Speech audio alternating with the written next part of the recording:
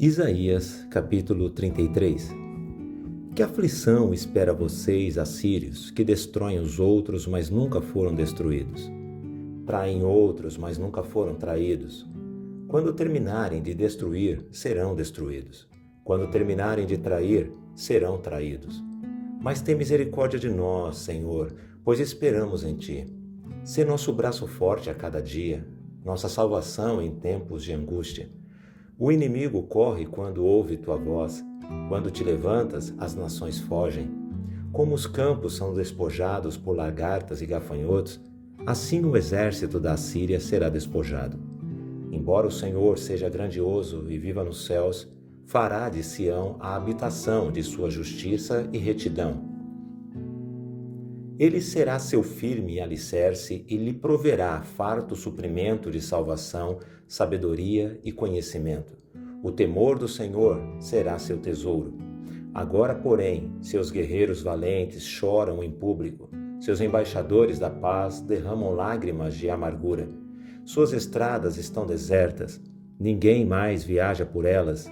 Quebraram o tratado de paz e não se importam com as promessas que fizeram perante testemunhas.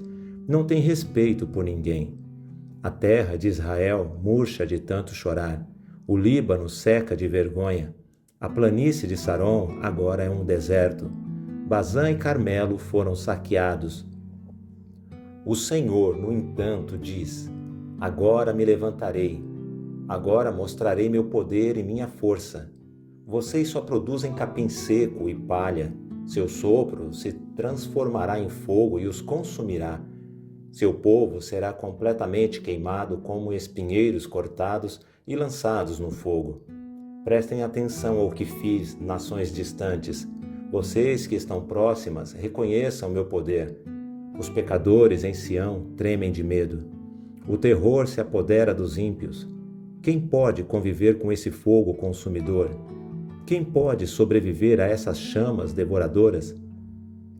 Os que são justos e íntegros, que não lucram por meios desonestos, que se mantêm afastados de subornos, que não dão ouvidos aos que tramam assassinatos, que fecham os olhos para toda a tentação de fazer o mal, esses habitarão nas alturas. As rochas dos montes serão sua fortaleza. Terão provisão de alimento e não lhes faltará água. Seus olhos verão o rei em todo o seu esplendor. Verão uma terra que se estende para longe. Vocês se lembrarão deste tempo de terror e perguntarão: onde estão os oficiais que contaram nossas torres? Onde estão os que registraram o despojo tirado de nossa cidade derrotada? Não verão mais esse povo arrogante, que fala uma língua estranha e desconhecida. Em vez disso, verão Sião como lugar de festas sagradas. Verão Jerusalém, cidade tranquila e segura.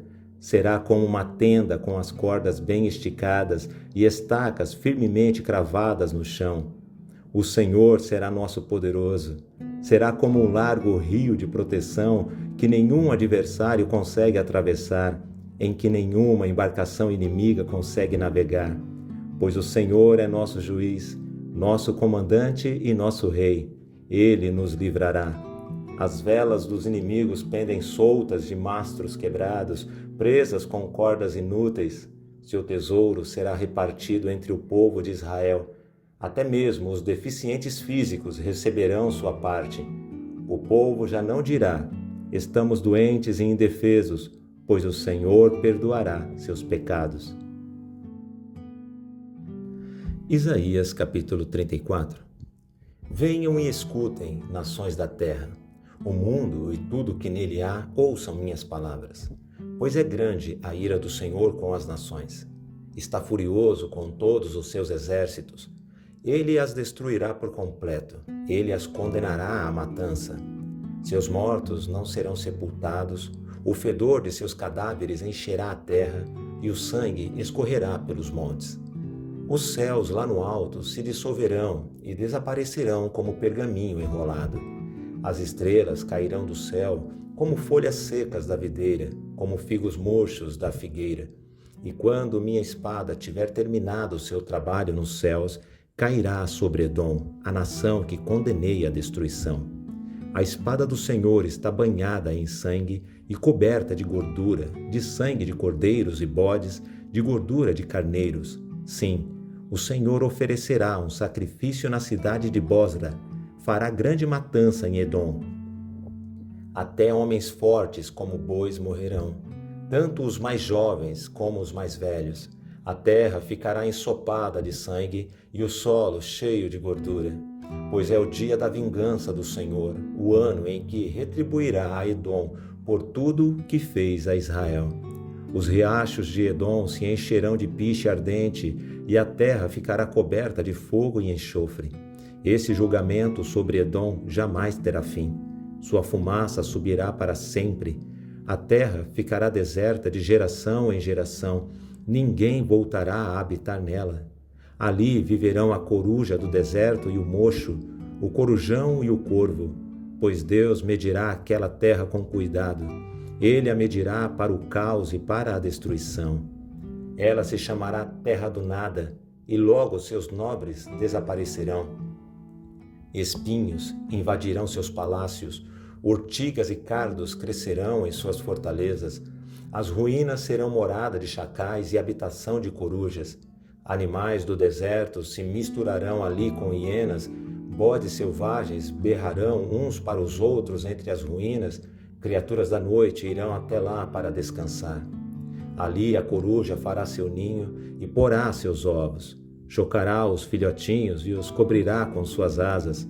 Os abutres também irão para lá, cada um com seu par. Procurem no livro do Senhor e vejam o que ele fará.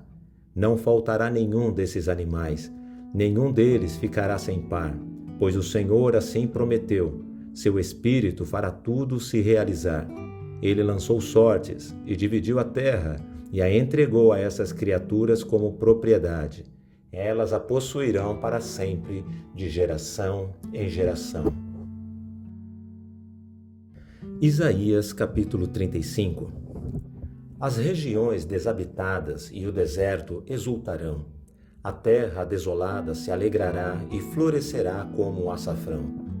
Haverá muitas flores, cânticos e alegria. Os desertos se tornarão verdes como os montes do Líbano, belos como o Monte Carmelo e a planície de Saron. Ali o Senhor mostrará sua glória, o esplendor de nosso Deus. Fortaleçam os de mãos cansadas, apoiem os de joelhos fracos. Digam aos de coração temeroso, sejam fortes e não temam, pois seu Deus vem para vingar-se de seus inimigos, ele vem para salvá-los. Quando ele vier, abrirá os olhos dos cegos e os ouvidos dos surdos. Os aleijados pularão como o cervo e os mudos cantarão de alegria. Fontes brotarão no deserto e rios correrão na região desolada. O solo ressecado se tornará um açude e a terra sedenta mananciais de água. O capim, a cana e o junco florescerão onde antes haviam os chacais do deserto. Um caminho largo atravessará a terra antes desabitada e será chamado Caminho de Santidade. Os impuros jamais passarão por ele. Será somente para os que andam nos caminhos de Deus. Os tolos jamais andarão por ele. Ao longo desse trajeto, leões não ficarão à espreita, nem qualquer outro animal feroz. Não haverá nenhum perigo, somente os redimidos andarão por ele. Os que foram resgatados pelo Senhor voltarão, entrarão cantando em Sião, coroados com alegria sem fim. A tristeza e o lamento desaparecerão, e eles ficarão cheios de alegria e felicidade. Isaías capítulo 36. No 14º ano do reinado de Ezequias, Senaqueribe, rei da Assíria, atacou as cidades fortificadas de Judá e as conquistou. Então o rei da Assíria enviou de Laques, seu comandante em chefe, junto com um grande exército, para confrontarem o rei Ezequias em Jerusalém. Os assírios se posicionaram ao lado do aqueduto que abastece o tanque superior, perto do caminho para o campo onde se lava roupa.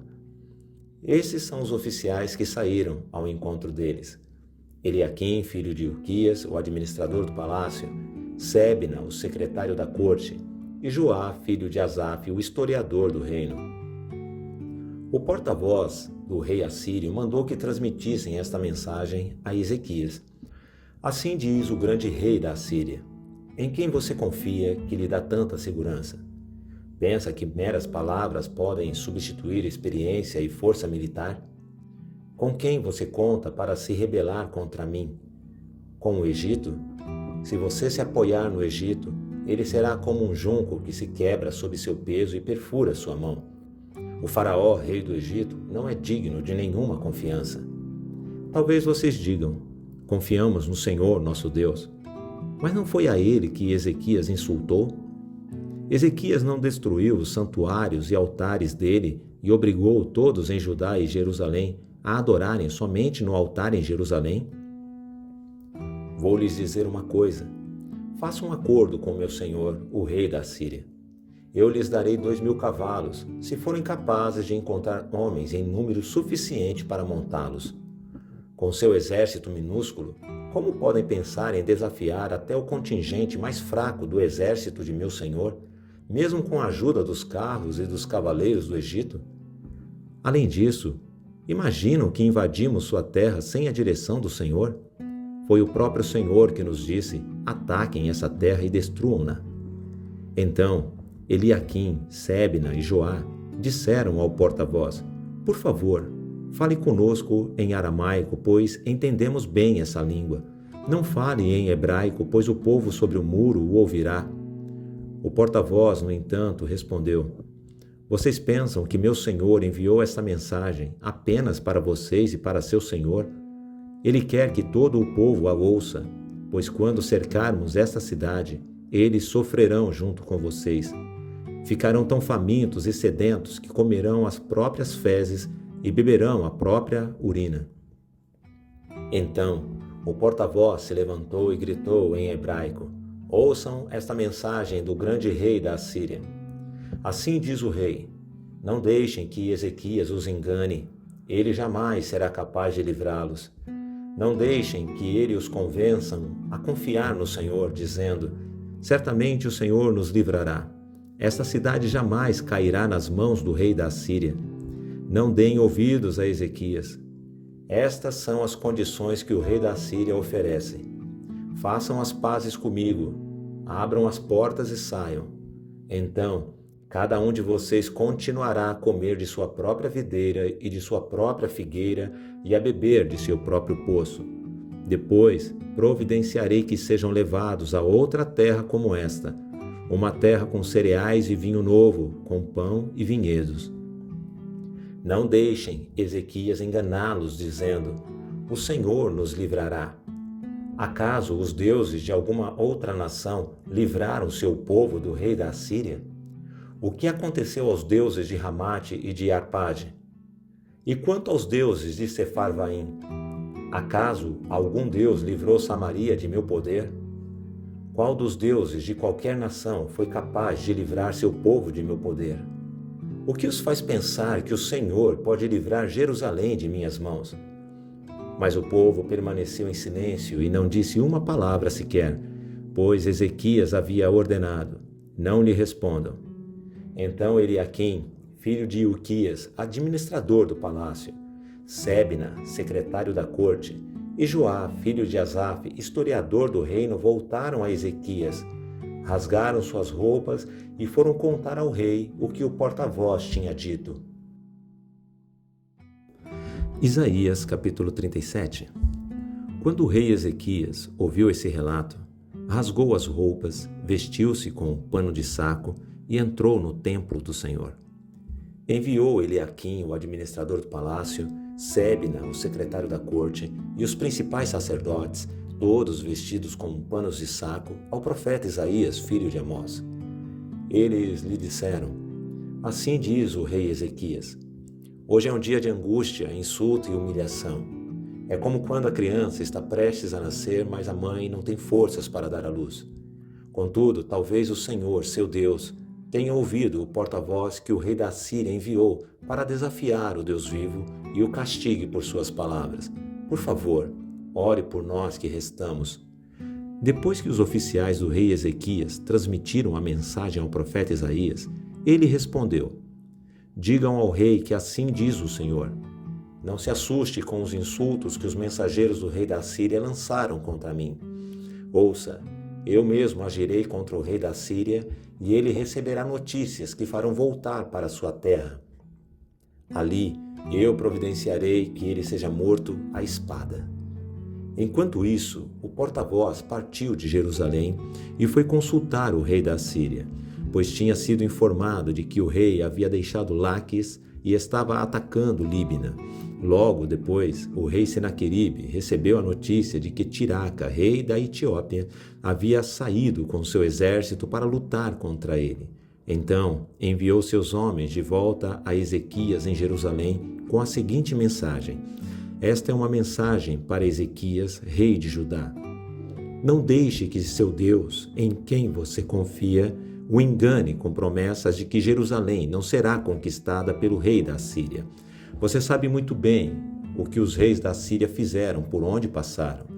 Destruíram completamente todos que atravessaram seu caminho. Quem é você para escapar? Acaso os deuses de outras nações como Gozã, Harã, Rezefe e o povo de Éden, que estava em Telassar, as livraram? Meus antecessores destruíram todos eles. O que aconteceu ao rei de Ramate e ao rei de Arpade? O que aconteceu aos reis de Sefarvaim e de Rena e de Iva? Depois que Ezequias recebeu a carta dos mensageiros e a leu, subiu ao templo do Senhor e a estendeu diante do Senhor. Então Ezequias fez esta oração na presença do Senhor: Ó Senhor dos exércitos, o Deus de Israel que estás entronizado entre os querubins, só tu és Deus de todos os reinos da terra. Sim, tu criaste os céus e a terra. Inclina teus ouvidos, ó Senhor, e ouve. Abre teus olhos, ó Senhor, e vê. Ouve as palavras com as quais Senaqueribe desafia o Deus vivo.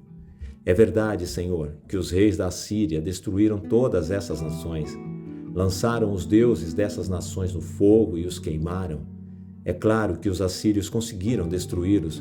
Não eram deuses de verdade, mas apenas ídolos de madeira e pedra moldados por mãos humanas. Agora, Senhor nosso Deus, salva-nos do poder desse rei. Então, todos os reinos da terra saberão que somente tu, Senhor, és Deus. Então Isaías, filho de Amós, enviou esta mensagem a Ezequias. Assim diz o Senhor, o Deus de Israel: visto que você orou a mim a respeito de Senaqueribe, rei da Assíria, o Senhor proferiu esta palavra contra ele. A filha virgem de Sião o despreza e ri de você. A filha de Jerusalém balança a cabeça com desdém enquanto você foge. A quem você desafiou e de quem zombou? Contra quem levantou a voz? Para quem olhou com arrogância? Para o Santo de Israel. Por meio de seus mensageiros desafiou o Senhor. Disse: com meus numerosos carros de guerra conquistei os montes mais elevados. Sim, os picos mais remotos do Líbano. Cortei seus cedros mais altos e seus melhores cipresses. Cheguei às suas maiores alturas e explorei suas florestas mais densas. Cavei poços em muitas terras estrangeiras e me refresquei com sua água. Com a sola de meu pé, sequei todos os rios do Egito. Mas você não sabe. Eu decidi tudo isso há muito tempo. Planejei essas coisas no passado distante e agora as realizo. Planejei que você transformaria cidades fortificadas em montes de escombros. Por isso, seus habitantes perdem as forças e ficam assustados e envergonhados. São frágeis como a relva, indefesos como brotos verdes e tenros. São como o capim que surge no telhado queimado antes de crescer. Mas eu o conheço bem. Sei onde está e sei de suas idas e vindas. Sei como você se enfureceu contra mim. E por causa de sua raiva contra mim e de sua arrogância, que eu mesmo ouvi, porei minha argola em seu nariz e meu freio em sua boca. Eu farei voltar pelo mesmo caminho por onde veio. Então Isaías disse a Ezequias: esta é a prova de que minhas palavras são verdadeiras. Neste ano vocês comerão somente o que crescer por si, e no ano seguinte o que brotar disso. Mas no terceiro ano semeiem e colham, cuidem de suas videiras e comam de seus frutos. Vocês que restarem em Judá, os que escaparem da destruição, lançarão raízes em seu próprio solo, crescerão e darão frutos, pois um remanescente de meu povo sairá de Jerusalém, um grupo de sobreviventes partirá do Monte Sião. O zelo do Senhor dos Exércitos fará que isso aconteça. E assim diz o Senhor a respeito do rei da Assíria: seus exércitos não entrarão em Jerusalém, nem dispararão contra ela uma só flecha. Não marcharão com escudos fora de seus portões, nem construirão rampas de terra contra seus muros. O rei voltará à terra dele pelo mesmo caminho por onde veio. Não entrará na cidade, diz o Senhor.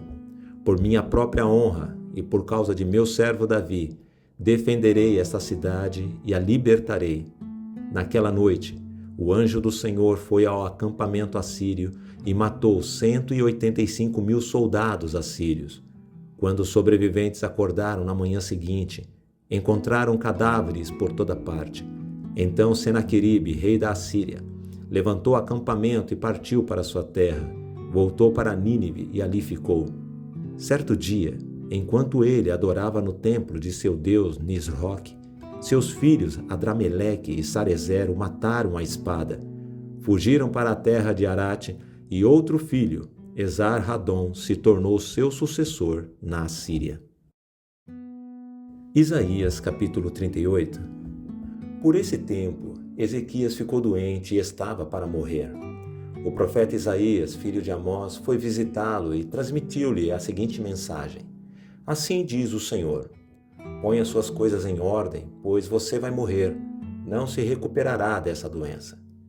Quando Ezequias ouviu isso, virou o rosto para a parede e orou ao Senhor. Ó Senhor, lembra-te de como sempre te servi com fidelidade e devoção, e de como sempre fiz o que é certo aos teus olhos. Depois o rei chorou amargamente. Então Isaías recebeu esta mensagem do Senhor: volte a Ezequias e diga-lhe: assim diz o Senhor, o Deus de seu antepassado Davi. Ouvi sua oração e vi suas lágrimas. Acrescentarei 15 anos à sua vida, e livrarei você e esta cidade do rei da Assíria. Sim, defenderei esta cidade.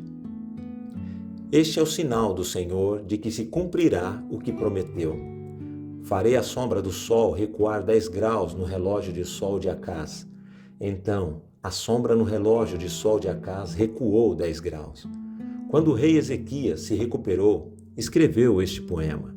Eu disse: no pleno vigor de minha vida, devo entrar no lugar dos mortos? Serei roubado do restante de meus anos? Eu disse: nunca mais verei o Senhor Deus na terra dos vivos.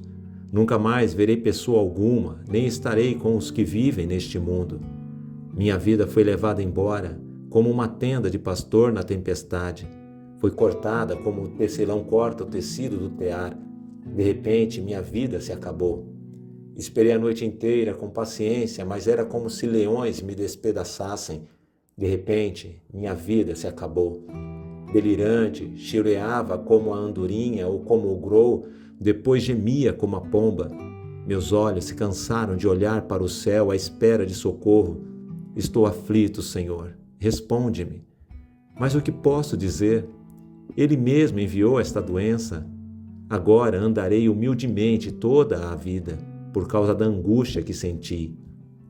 Senhor, tua disciplina é boa, pois conduz a vida e a saúde. Tu restauras minha saúde e permites que eu viva. Sim, a angústia me fez bem, pois tu me livraste da morte e perdoaste todos os meus pecados. Pois os mortos não podem exaltar-te, não podem entoar louvores. Aqueles que descem a cova já não podem esperar em tua fidelidade. Somente os vivos te louvam, como faço hoje. Cada geração fala de tua fidelidade à geração seguinte. Sim, o Senhor está disposto a me curar. Com instrumentos de cordas entoarei louvores todos os dias de minha vida no templo do Senhor. Isaías tinha dito aos servos de Ezequias: preparem uma pasta de figos e coloquem-na sobre a ferida, e Ezequias se recuperará. Ezequias tinha perguntado: que sinal o Senhor dará como prova de que irei ao templo do Senhor?